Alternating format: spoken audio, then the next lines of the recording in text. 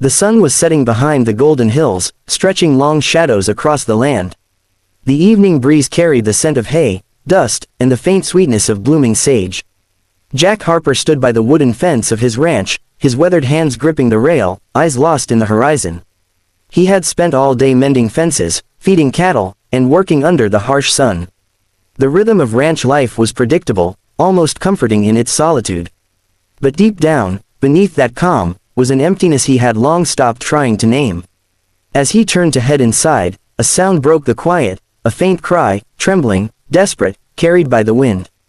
Jack froze. For a moment, he thought he had imagined it. Then it came again, a voice, cracking with fear. Without thinking, he grabbed his lantern and strode toward the sound. Down by the creek, he saw her. A woman, barefoot, shivering, her clothes torn, her hair tangled. She looked like she had been running for days. Her face was streaked with dirt and tears, and when she saw him, she stumbled backward, clutching something close to her chest. Her eyes were wide, wild with panic. Jack raised his hands slowly, his voice low and steady. "It's okay. You're safe here. I won't hurt you." She shook her head, backing away until her heel hit a rock. "Please, please don't let them find me," she whispered, her voice barely audible. "Who?" he asked, taking a cautious step closer. "The men," she said, trembling. "They took everything. I ran. I didn't know where else to go." Her voice cracked, and her knees gave out. Jack reached her side just in time to catch her before she hit the ground. Her body was thin, fragile, shaking from exhaustion and fear. He carried her to the barn, laid her gently on a pile of hay, and covered her with his jacket. When she stirred, she flinched at his touch, but he spoke softly, "You're safe. Nobody's coming here tonight." Her lips moved, but no sound came out. Then, with trembling fingers, she rolled up her sleeve, and Jack's world seemed to stop. Her arm was covered in scars, some faded, some fresh, some jagged and deep. He had seen wounds before, cuts from barbed wire, bites from animals, but these were different. These were deliberate, marks of cruelty. "She did this to me," she said in a choked whisper. "Said I had to learn my place." Jack's stomach tightened, his jaw clenched, but he forced his voice to stay calm. "You don't have to talk about it now," he said. "You're safe here. That's all that matters." Her tears spilled freely, soaking his coat. He didn't move, just sat beside her, silent and steady, like an anchor in a storm. The next morning, she woke to the smell of coffee and the sound of boots on the wooden floor. Jack handed her a bowl of soup. "Eat something," he said. "You look like you haven't eaten in days." She hesitated, staring at the steam rising from the bowl. "Why are you helping me?" Jack thought for a moment before answering. "Because someone should have, before it came to this." Her eyes met his, haunted, tired, but alive. "My name's Emma," she said softly. "Jack," he replied simply. In the days that followed, he didn't ask for her story. He didn't need to. Her silence spoke enough. Sometimes he caught her staring out at the hills, lost in thought. Other times, she flinched at the sound of the wind slamming a door or the crack of thunder in the distance. Each time, Jack would quietly say, "It's just the wind," or, "It's just the storm," reminding her that not everything loud was dangerous. Slowly, she began to trust him. She helped feed the horses, carried buckets of water, even laughed once when a goat tried to nibble at her skirt. The sound startled both of them. It had been so long since laughter had lived in that barn. One evening, as the sun melted into the horizon, Emma stood by the creek, staring at her reflection. The scars on her arms caught the fading light. Jack approached quietly, setting a bucket down beside her. "They don't fade easily, do they?" she said, her voice trembling. "No," Jack replied, "but that's not always a bad thing. They remind you of what you survived." She turned to him, eyes brimming. "I don't want to be reminded." He looked at her for a long moment. "Then maybe it's not the scars you need to remember," he said softly. "Maybe it's the fact that you're still standing." Her breath caught. The words sank deep, like rain into dry soil. For the first time in years, she didn't feel like a broken thing, she felt human again.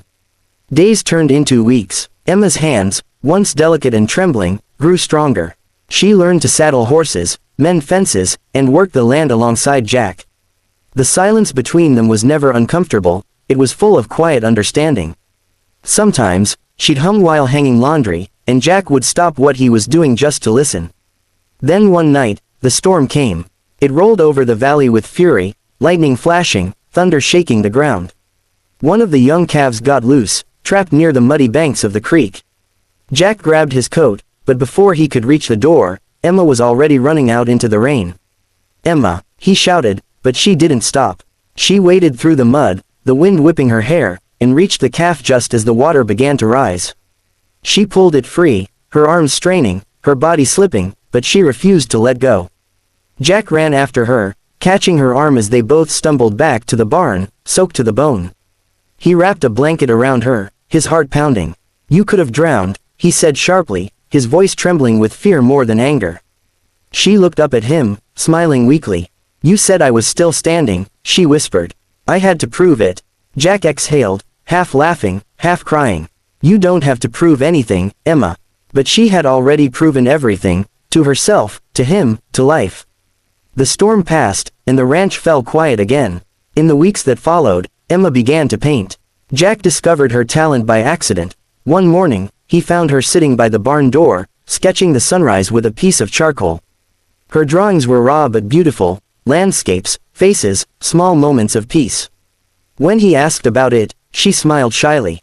"My mother used to say, when you can't speak your pain, paint your truth. I guess I'm trying to do that now." Jack built her a small studio near the edge of the field. It wasn't much, just a wooden shed with big windows, but Emma treated it like a sanctuary. Every night, she'd light a lantern, paint for hours, and sometimes, Jack would find her asleep at the table, a brush still in her hand. Months later, her paintings began to spread through the nearby town. People whispered about the mysterious woman who captured both pain and hope on canvas. Some said the art made them cry, others said it made them believe again. Jack never said much about it, but each time he saw her work, he felt something shift inside him. He had brought her safety, but she had brought his heart back to life. One evening, as the sky turned pink and gold, Emma sat beside Jack on the porch. She held her old notebook, the one she had clutched the night he found her. Inside were words her mother had written long ago: "If you heal one heart, you change the world." Emma smiled, tears glimmering in her eyes. "I think I finally understand what she meant." Jack nodded. "You changed more than one heart, Emma." She looked at him for a long moment. "You changed mine first." They sat in silence as the sun disappeared behind the hills. The stars began to appear, soft, patient, endless. Emma leaned her head on his shoulder, and for the first time in years, both of them felt complete.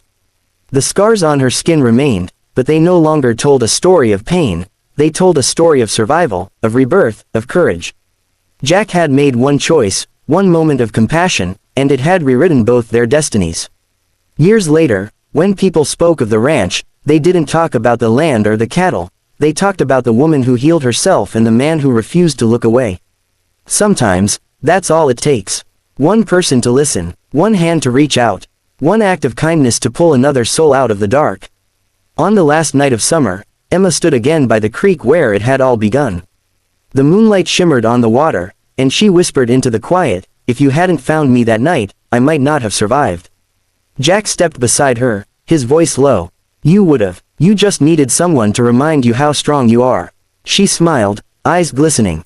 "One moment," she said, "one decision, can change everything."